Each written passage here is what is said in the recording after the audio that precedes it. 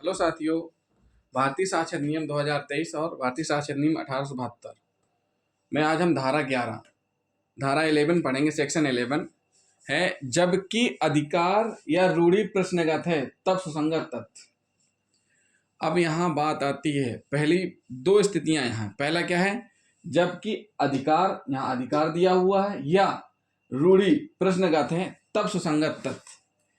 तो इस स्थिति में कौन सी रूढ़ि रिलेवेंस है, कौन सा राइट माना जाएगा, ये सारी चीज़ें हम इस सेक्शन में पढ़ेंगे। तो परिभाषा क्या कहती है? परिभाषा कहती है कोई संव्यवहार जिसके द्वारा प्रश्नगत अधिकार या रूढ़ि शिष्ट, दावाकृत, उपांतरित, मान्यकृत, प्रख्यात या प्रख्यात की गई थी या उसके अस्तित्व में असंगत था। दूसरा कह रहे हैं वे विशिष्ट उदाहरण जिनमें वह अधिकार या रूढ़ि दावाकृत, मान्यकृत या प्रयुक्त की गई थी या जिनमें उनका प्रयोग विवादग्रस्त था या प्रख्यात किया गया था, उसका अनुसरण नहीं किया गया था। ये देखिए, ये चीज़ें दी गई हैं जो कि हमने पढ़ी आपको परिभाषा के बारे में। अब हम इसको समझाते हैं। क्यों? क्योंकि जो परिभाषा है उसको अगर इस तरीके से पढ़ेंगे तो समझ में नहीं आएगा। हम एक चीज़ आपको पढ़ाएंगे। रूढ़ि क्या होती है, अधिकार क्या होता है, संव्यवहार क्या होता है, ये तीनों चीज़ें हम आपको बताएंगे। तो सबसे पहले हम पढ़ लेते हैं रूढ़ि के बारे में। रूढ़ि के अस्तित्व के प्रमाण का वर्णन करती है यह धारा। जो है ये क्या कहती है कि रूढ़ि के अस्तित्व का प्रमाण का वर्णन करती है। यह धारा उन तथ्यों को बताती है जो किसी अधिकार या रूढ़ि के प्रश्न उठने पर सुसंगत होते हैं। मतलब किस चीज को बताती है? किसी अधिकार या रूढ़ि के प्रश्न उठने पर सुसंगत होते हैं। केवल वे संव्यवहार या उदाहरण जो इस धारा के खंड का और खा में वर्णित हैं सुसंगत घोषित किए गए हैं। यह धारा तभी लागू होती है जबकि प्रश्न किसी रूढ़ि या अधिकार के अस्तित्व के बारे में होता है। यह कब धारा लागू होती है? जब किसी रूढ़ि और अधिकार के अस्तित्व के बारे में होता है। अधिकार या रूढ़ि पब्लिक अधिकार या रूढ़ि या प्राइवेट अधिकार या रूढ़ि हो सकती है। मतलब अधिकार या रूढ़ि पब्लिक अधिकार हो या रूढ़ि या प्राइवेट अधिकार या रूढ़ि हो सकती है। इसलिए सर्वप्रथम हमें यह जानना जरूरी है कि रूढ़ि और अधिकार का क्या अर्थ होता है। तो सबसे पहले हम जानेंगे रूढ़ि के बारे में, लेकिन इससे पहले हम बता दें कि जो किसी अधिकार अथवा रूढ़ि को निम्नलिखित तरीकों से साबित किया जाता है वो हम बता देते हैं। कैसे साबित किया जा सकता है? पहला है ऐसे व्यक्तियों की राय द्वारा जो उनके अस्तित्व के बारे में जानते हो।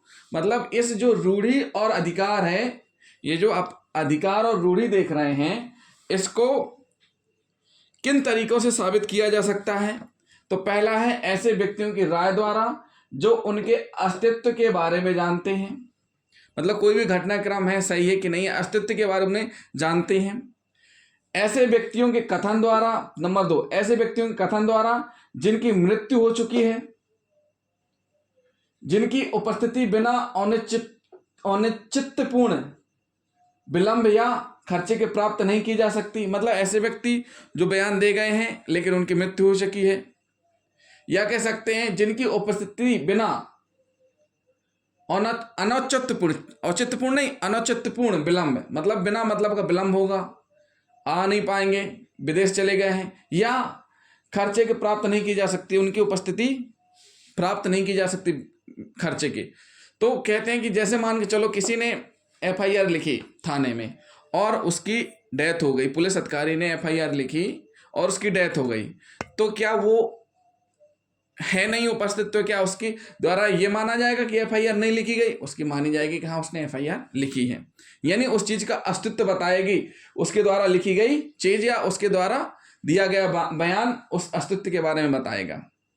न्यायालय के निर्णय द्वारा भी इसको साबित किया जाता है, न्यायिक अभिक्षणों के द्वारा भी इसको साबित किया जाता है।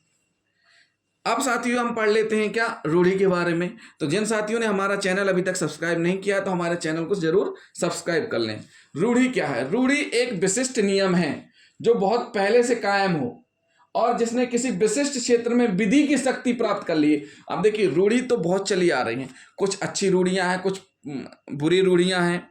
तो जो ऐसी रूढ़ियां हैं, मतलब एक ऐसा नियम है जो हम बहुत पहले से मानते आए हैं, जो कि विधि की शक्ति के रूप में प्राप्त कर ली गई है, वो क्या कहलाती है? रूढ़ि कहलाती है। समानता किसी पिता के समस्त पुत्र अपने पिता की संपत्ति के उत्तराधिकारी होते हैं। जैसे एक रूढ़ी क्या है कि किसी पिता के जो पिता है उसके समस्त पुत्र अपने पिता की संपत्ति के उत्तराधिकारी होते हैं, ये क्लियर बात है। किंतु कुछ जमींदारों में यह रिवाज था कि केवल सबसे बड़ा लड़का संपत्ति का उत्तराधिकारी होगा। ये भी बिल्कुल रूढ़िवादी चली जा रही कि जैसे हम देखते थे कि राजा का लड़का ही राजा, जो राजा है उसका बड़ा बेटा ही राजा बनेगा, और जो बड़ा बेटा बन गया तो उसका भी बड़ा बेटा ही राजा बनेगा, यानी छोटे को कुछ नहीं है। तो एक रूढ़िवादी चली जाती है जिसको विधि में स्वीकार किया गया था उस समय। तो आज भी इस चीज को माना जाता है कि पिता के समस्त पुत्रों का अपने पिता की संपत्ति में उत्तराधिकार होगा। और किंतु कुछ जमींदारों में रिवाज था कि केवल सबसे बड़ा लड़का संपत्ति का उत्तराधिकारी होगा, अन्य लड़कों को केवल भरण पोषण मिलेगा। सबसे बड़े लड़के का संपूर्ण संपत्ति पाने का यह अधिकार रूढ़ी के अंतर्गत आएगा।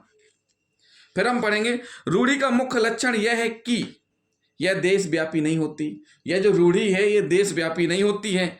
रूढ़ी किसी विशिष्ट क्षेत्र में अपना प्रभाव रखती है, संपूर्ण देश में नहीं रखती। बहुत सी रूढ़ी ऐसी होती हैं जो उस क्षेत्र विशेष में रखती हैं और दूसरे में नहीं रखती हैं। संक्षेप में, रूढ़ी एक ऐसा नियम है जो किसी विशिष्ट परिवार में अथवा किसी विशेष स्थान पर बसने वाले व्यक्तियों में बहुत दिनों से प्रचलित होने के कारण विधि की शक्ति प्राप्त कर लेता है। विधि की शक्ति का तात्पर्य यह है कि जो शक्ति सामान्य कानूनों में होती है वही शक्ति रूढ़ियों में भी हो सकती है। समझ गए साथियों? मतलब एक ऐसी शक्ति प्राप्त कर लेती है जो समस्त जो कानून है, जो सामान्य कानून है उनमें रहती है, वो इन रूढ़ियों में भी हो सकती है। अब बात करते हैं रूढ़ी की कौन कौन सी विशेषताएं हैं, मान्यताएं हैं। रूढ़ी को न्यायालय द्वारा मान्यता दिए जाने के लिए निम्नलिखित गुण आवश्यक हैं। मतलब किस रूढ़ी को न्यायालय मान्य करेगा, वो ऐसी कौन सी रूढ़ी है वो हम आपको बताएंगे। पहली बात है वह प्राचीन हो। रूढ़ी कैसी हो? प्राचीन हो। वह मानव स्मृति के बहुत पूर्व से मौजूद रही हो, या उसे रिचर्ड प्रथम के राज्यारोहण तक प्राचीन होना चाहिए। मतलब इतनी प्राचीन हो जो कि मानव स्मृति के बहुत पूर्व से मौजूद हो, साथ ही साथ रिचर्ड प्रथम के राज्यारोहण तक प्राचीन होना चाहिए। फिर दूसरी है समरूप या निरंतर प्रयोग में रही हो, अर्थात वह समस्त और लगातार प्रचलित रहने वाली हो।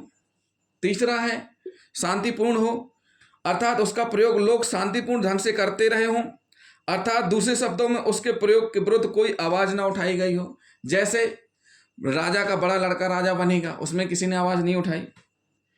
वह तर्क संगत हो, क्या हो? रीजनेबल हो, ऐसा नहीं कि अनुचित हो। वह निश्चित हो, मतलब वो एक फिक्स हो, सर्टेन हो। वह अनिवार्य हो, साथ ही साथ अनैतिक ना हो, लोक नीति के प्रतिकूल ना हो, मतलब जो पब्लिक पॉलिसी है उसके खिलाफ ना हो। और उसके बाद हम थोड़ा सा और पढ़ लेते हैं। भारत में मान्यता प्राप्त रूढ़ी विधि कौन कौन सी है? सबसे पहले है वह स्मरणतीत हो, मतलब स्मरण वाली हो। वह तर्क संगत हो, वह आरंभ से बिना रुकावट के लगातार प्रचलित हो, वह निश्चित हो। ये चार हैं। मतलब सबसे पहली बात है स्मरणतीत हो, तर्क संगत हो, आरंभ से निरंतर प्रयोग में लाई जा रही हो, निश्चित हो। ये मान्यता प्राप्त है। अब हम पढ़ेंगे रूढ़ी के प्रकार कौन कौन से हैं। रूढ़ी के प्रकार हैं व्यक्तिगत रूढ़ी, सामान्य रूढ़ी, सार्वजनिक रूढ़ी। व्यक्तिगत रूढ़ी वह रूढ़ी है जो किसी विशिष्ट परिवार में प्रचलित होती है। उदाहरण के लिए किसी परिवार में प्रचलित संपत्ति की अविभाज्यता की रूढ़ी, संयुक्त परिवार प्रथा या अलग अलग हो जाना, ये परिवार से संबंधित है। फिर है सामान्य रूढ़ी, किसी वर्ग के लोगों का आम रिवाज हो, एक जिले या एक जाति या एक ही वर्ग के लोगों के लिए प्रचलित हो। समान रूढ़ी तीन प्रकार की होती है: स्थानीय रूढ़ी, जातीय वर्ग रूढ़ी और वाणिज्य रूढ़ी। तीसरा है सार्वजनिक रूढ़ी, कोई रूढ़ी जो सार्वजनिक हित में प्रचलित हो, मतलब जो सार्वजनिक हित में प्रचलित हो। अभी हमने आपको बताया कि अधिकार और रूढ़ी के संबंध में, रूढ़ी के संबंध में हम आपको बताते हैं अधिकार और रूढ़ी किस तरीके से साबित की जाएगी, फिर हमने रूढ़ि को बताया, रूढ़ि की विशेषताएं, रूढ़ि के प्रकार। अब इसी में हम पढ़ेंगे अधिकार, जो ये अधिकार दिया हुआ है। जबकि अधिकार क्या होता है, अधिकार के बारे में हम थोड़ा पढ़ लेते हैं। अधिकार शब्द कलकत्ता और बंबई मद्रास के हाईकोर्टों ने माना है। अधिकार के संबंध में किसने किसने माना है? बंबई, इलाहाबाद और मद्रास हाईकोर्टों ने माना है कि अधिकार शब्द उन समस्त अधिकारों को सम्मिलित करता है जो कानून में जाने जाते हैं, और इसलिए इसमें स्वामित्व के अधिकार को सम्मिलित करते हुए मूर्त और अमूर्त दोनों अधिकार सम्मिलित हैं। मूर्त मतलब जो दिख रहे हैं, अमूर्त मतलब जो नहीं दिख रहे हैं। दोनों को सम्मिलित किया गया है। तो साथियों, जैसे कह सकते हैं कि राइट टू फेरिस या मछली घाट का अधिकार, या मार्ग राइट टू रोड, जैसे अधिकार मिल जाता कि इस रोड पे इनका टोल टैक्स वसूल करेगी कंपनी, या इस घाट पे मछली इनके द्वारा पकड़ी जाएगी। तो ये कहलाते हैं अधिकार, कहलाते हैं जो स्वामित्व से संबंधित होते हैं।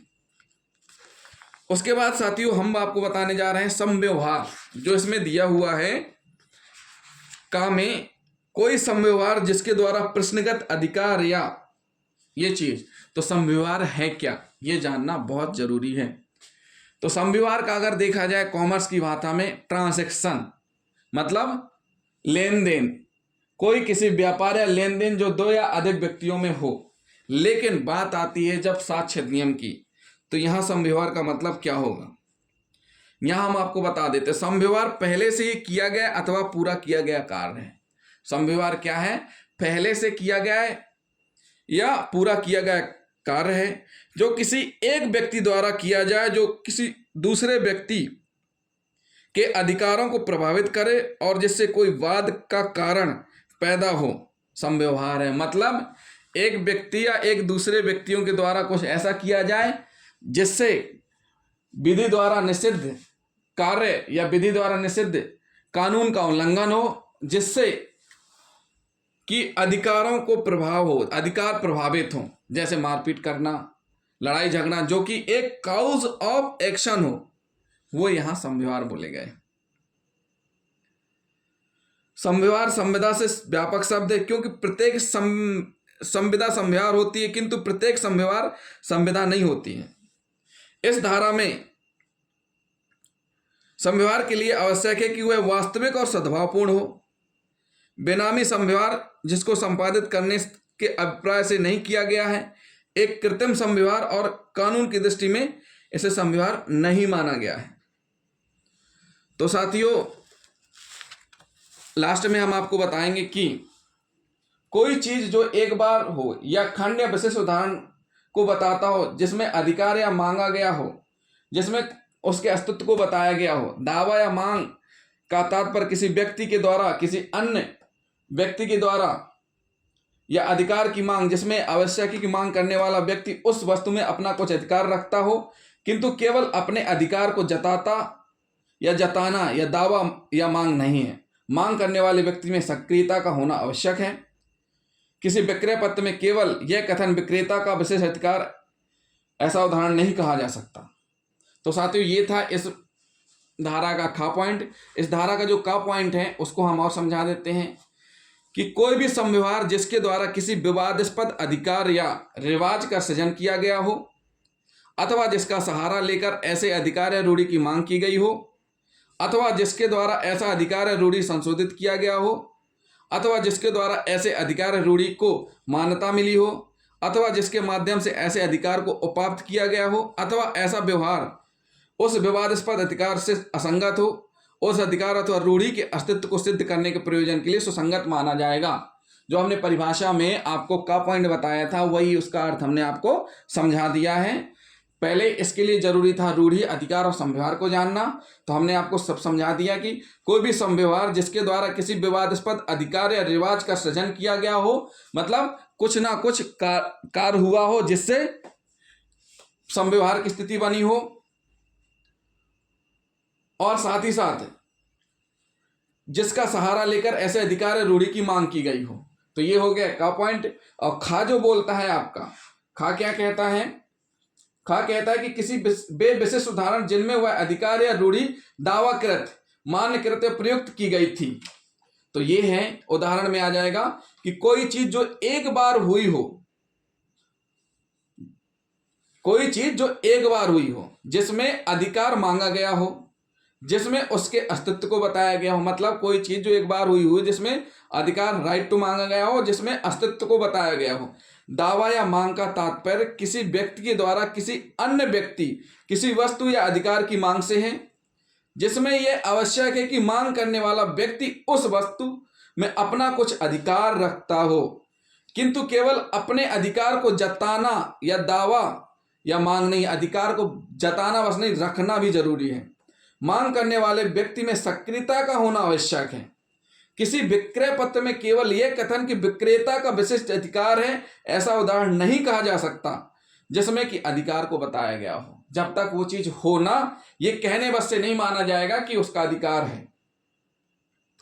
रूढ़ी का प्रमाण निम्नलिखित तरीकों से सिद्ध किया गया है, तो वो हमने आपको बता दिया है। तो जिन साथियों ने हमारा चैनल अभी तक सब्सक्राइब नहीं किया है, तो हमारे चैनल को सब्सक्राइब कर लें और वीडियो को लास्ट तक जरूर देखें, और साथ ही साथ कमेंट करना ना भूलें।